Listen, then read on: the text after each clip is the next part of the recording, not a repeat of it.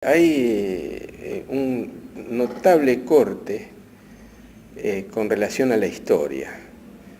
Nosotros no podemos proyectar hacia el futuro objetivos para un país si no sabemos cómo se ha conformado ese país y cuáles son los condicionamientos históricos que tiene el país. Entonces, eso fue permanente en la historia argentina hasta cierta etapa, hasta mediados de la década del 50, del 60, 1960. Pero después pareciera que hay un corte abrupto donde se dejan a un lado los antecedentes históricos y no se analiza lo que ocurrió con anterioridad, no se analiza la realidad que estamos viviendo condicionada por la historia y en consecuencia no se pueden abrir perspectivas hacia el futuro. Cuando hablamos de historia estamos hablando del futuro, estamos analizando hacia atrás para proyectarnos hacia adelante. Y hay un corte notable que se nota en muchos aspectos, cosas que antes eran adquiridas en el conocimiento social por lo que brindaba la familia, la fábrica, las escuelas primarias o secundarias, hoy no existe. Y cuando hay que estudiar historia argentina, para analizar la realidad de nuestro país, es como si estudiásemos una materia a la que nunca hemos tenido acceso con anterioridad. Y eso es muy dificultoso. Y eso no permite proyectar políticas hacia el futuro. Rodolfo Ortega Peña fue asesinado a los 38 años. Y era una personalidad brillante que había encarado distintos temas. La historia, la política, la filosofía, la economía, el derecho. Era una personalidad que nosotros hemos visto en la historia en el siglo XIX, a principios del siglo XX, en donde se podía abarcar distintos aspectos de la realidad o del estudio.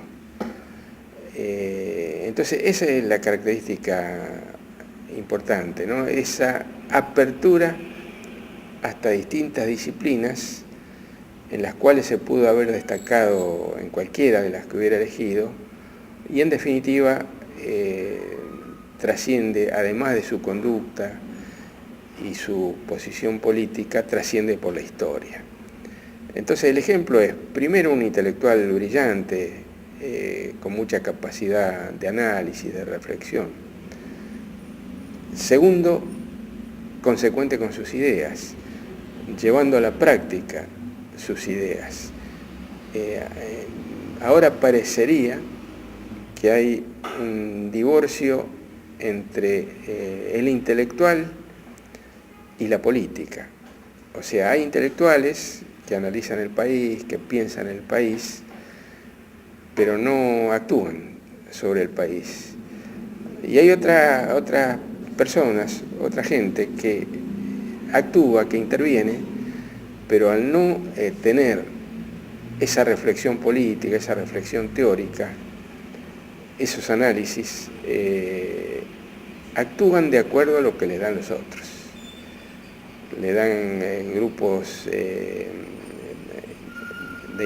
que responden a intereses económicos, grupos que responden a intereses extranjeros, y eso hace que la política o los personajes de la política actual fluctúen en distintas posiciones, porque no son ellos los que dan las posiciones, sino están dados desde afuera, a veces por intelectuales.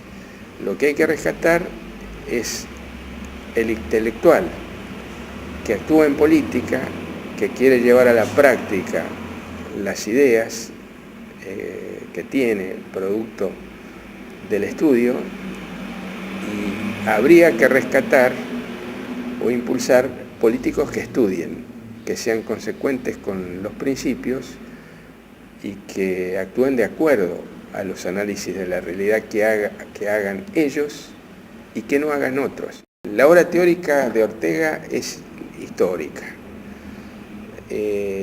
Después es un militante político, un dirigente político.